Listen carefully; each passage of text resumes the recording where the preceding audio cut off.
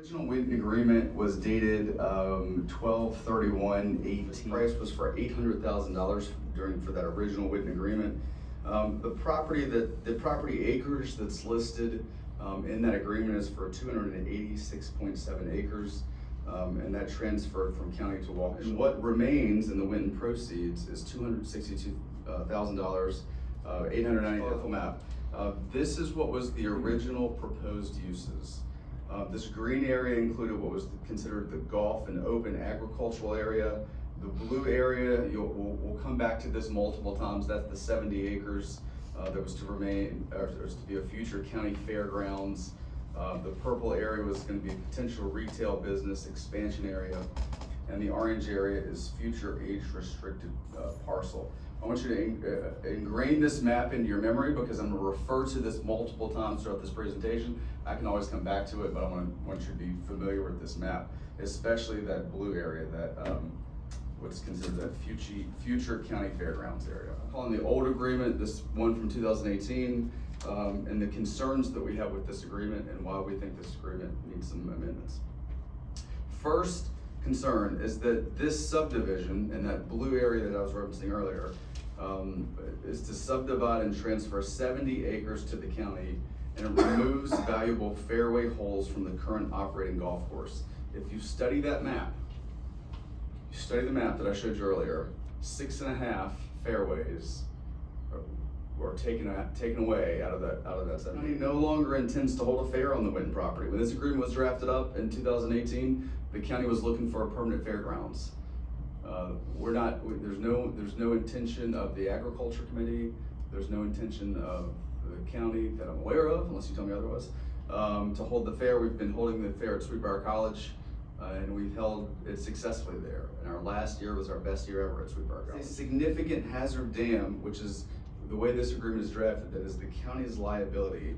It requires inspections, studies, and repair. For those of you who are familiar with the Clifford area and Winton, water for future development is a concern. Water producing wells are in the Clifford area, and there are dry wells that are reported by the health department. A lot of conversation when this agreement was being discussed by the board of supervisors at the time on whether or not to run a water line, really from the town of Amherst to Winton, which is approximately, depending on how you get there, 2.5 to 3. About that age-restricted area, when we talk about retail businesses, water was a big question. Water was a concern. Would we have enough water yield?